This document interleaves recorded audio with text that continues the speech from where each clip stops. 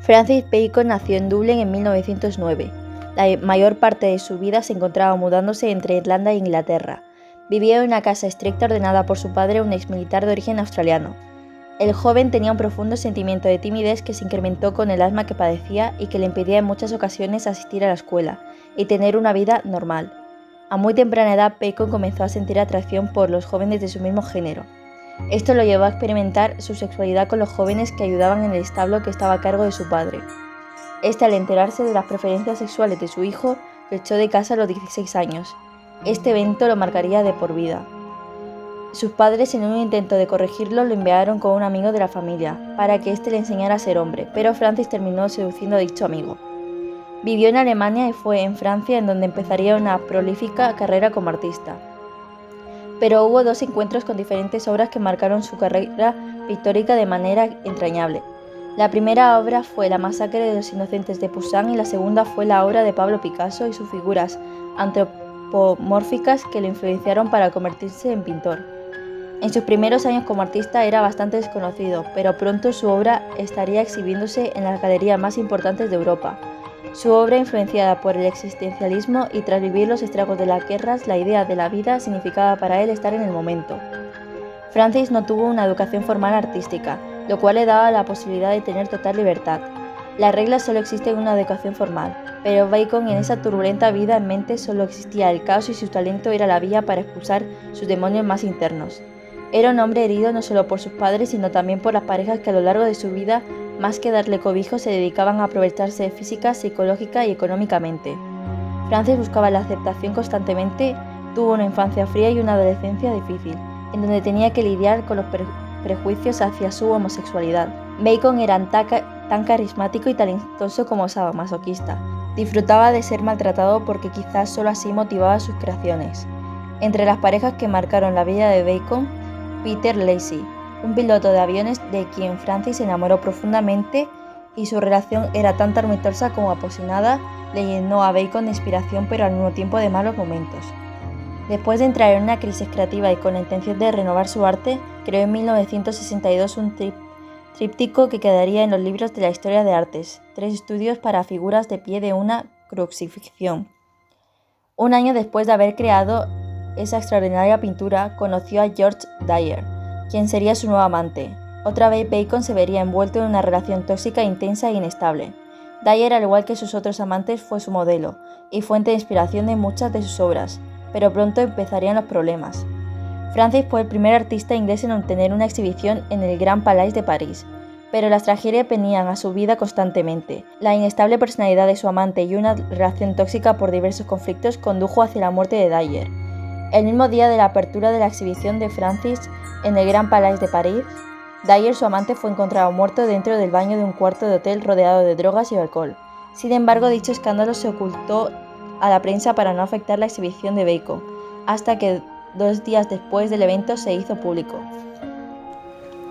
Si hubiera que calificar al siglo XX desde el punto de vista artístico, lo más apropiado sería llamarlo siglo expresionista. 2 serían las razones. Primero, la sucesión de movimientos que a lo largo de este siglo retomaron los valores del expresionismo. Y segundo, la fidelidad con la cual estos supieron retratar una de las épocas más terribles de la historia de la humanidad. La sensibilidad de las vanguardias no podía dejar de reflejar este espíritu dramático, que permaneciendo inalterable en sus bases, se manifiestan sucesivas oleadas de creadores enmarcables en esta tendencia. El expresionismo no es, por tanto, una vanguardia limitada en el tiempo y con un programa formal unitario. Es más que eso, es un modo común de reflejar la angustia del ser humano, inmerso en su propia destrucción. Goya y Van Gogh, hombres del 18 y del 19 respectivamente, bastan para demostrar que cuando el ser humano ha mirado hacia su interior, ha descubierto una realidad insoportable.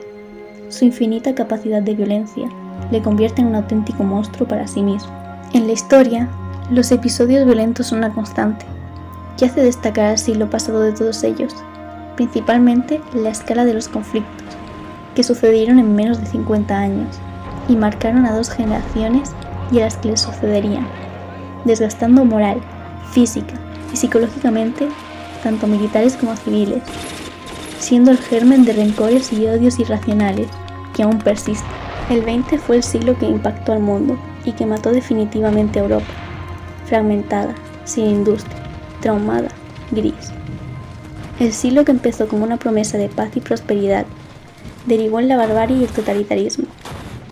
Podríamos decir que lo más impactante, visto desde nuestra época, era que toda esa violencia era culturalmente aceptada y fomentada.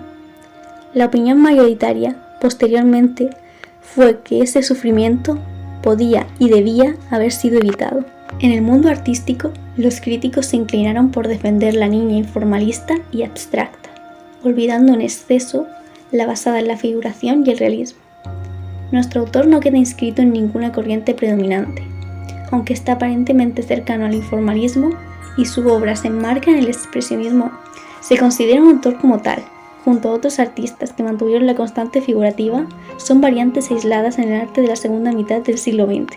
Para Bacon, la forma más profunda en que plasmaba sus obras era con la mitología griega, la fotografía y el cine. Bacon admiraba muchísimo a Sergei Eisenstein, un director de cine ruso.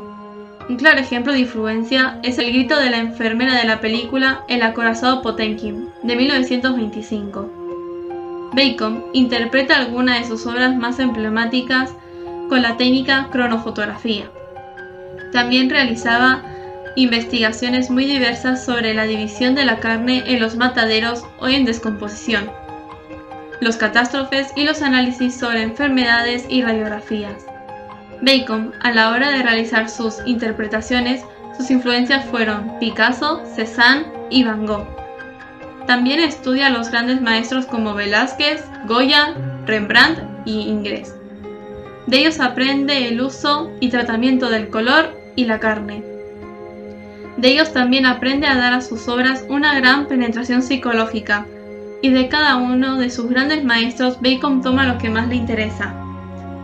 De Rembrandt, el claroscuro, el retrato y autorretrato. De Goya, las pinturas negras y los grabados de los desastres de la guerra.